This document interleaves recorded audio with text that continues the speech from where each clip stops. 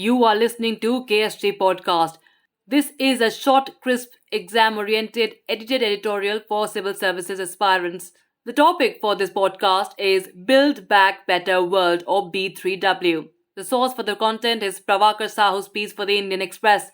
G7 leaders finally came around with the proposed Build Back Better World or B3W to counter China's rising influence across 100 plus countries through Belt and Road Initiative projects or the BRI projects. The proposal, though at a nascent stage, aims to address the infrastructure investment deficit in developing and lower income countries, the space which has been increasingly captured by China through 2,600 BRI projects with trillions of dollars of investment.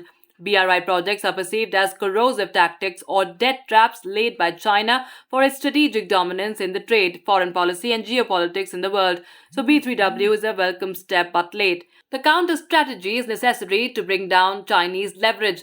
A macro view of BRI projects across geography, quantum and pattern of investment clearly reflects the motive of China-centric international economic integration, production networks, hegemony in the Asia-Pacific region and eventually the global economy. Since the inception of the BRI in 2013, outward investment by Beijing has been aggressive as China's FDI outflow to inflow ratio increased to 1 from around 0.34 during 2001 to 2010. In volume terms, the FDI outflow increased to an average of $140 billion in 2016 to 2019 from an annual average $25 billion during 2001 to 2010.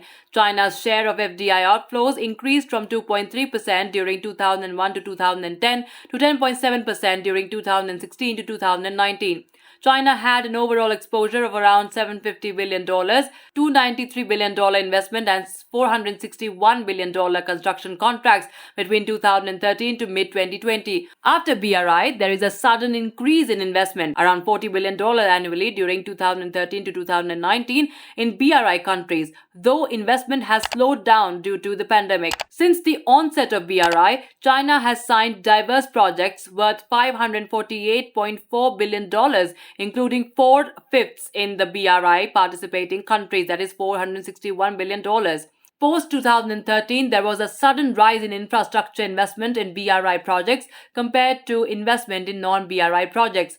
Since 2013 to mid-2020, China has an exposure of vast contracts worth around $123 billion in SSA, mainly with Nigeria, Zambia, Ethiopia, Angola, Tanzania, and Kenya, mostly focusing on hydro and oil energy, shipping and rail transport. China has strategically made Kenya the African hub and plans to connect it with other landlocked countries in the region, including Uganda, South Sudan, Rwanda, etc.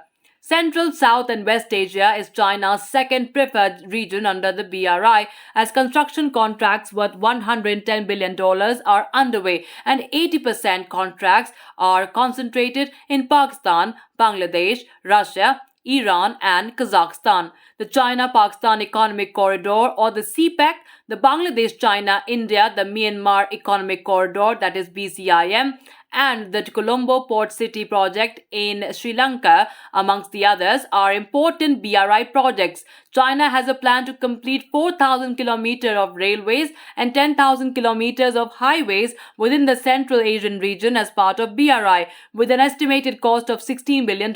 Some of the major projects include freight trains between China, Turkey and Kazakhstan, and gas pipelines for production and transportation of oil and natural gas.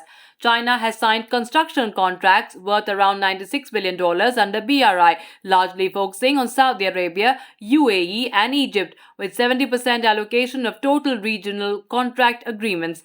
China is investing in Africa to lay a comprehensive transportation network. Since the launch of BRI, China has signed various contracts worth $90 billion with the East Asian region. The biggest contracts have been with Indonesia, Malaysia and Laos worth $18.5 billion, $17.1 billion and $11.2 billion respectively, mostly focusing on transportation, railways, roadways and waterways for better integration between China and ASEAN countries. Since the onset of the BRI, the total exposure of China with Europe stood at around $23 billion by mid-2020. Major projects include a freight train project from Ukraine to Kazakhstan through Georgia, Azerbaijan, Kazakhstan, and eventually China, covering a distance of 5,475 kilometers. The Greek port Piraeus, China-Belarus Industrial Park, and the Green Ecological Silk Road Investment Fund are other major projects. These initiatives would help trade facilitation for China and better delivery of goods and services. The BRI projects broadly aim to facilitate cross-border transportation of goods, access to energy, creating demand for existing excess capacity in Chinese industries. Though the objectives of the projects undertaken in different countries vary, the overall focus is on developing transportation, logistics, and communications, which would reduce trade and transaction costs for China's trade, give more market access to Chinese markets, and ensure stable supply of energy and other resources. Many countries, including India, would see an adverse trade impact on their products' competitiveness, market access, resource extraction, etc. due to Chinese competition. China is focused on its agenda and far ahead. It has also tried to rope in more countries and raise the acceptance level of BRI over time through the BRI Summit, Boao Forum for Asia, China Central and Eastern Europe, Belt and Road Forum, etc. The counter-proposal of B3W is certainly a welcome step to contain the adverse implications of a Chinese mega-plan. However, B3W lacks coherent thoughts and proper planning at this stage. Nevertheless, it is better late than never. Moreover, it remains to be seen what role India will play in B3W since it has been a strong opponent of China's BRI. That's it for this podcast. Thank you so much for listening. To join KSG India courses and to crack the IELTS exam, visit ksgindia.com. You can also get a PDF of this podcast on ksgindia.com. Thanks for listening.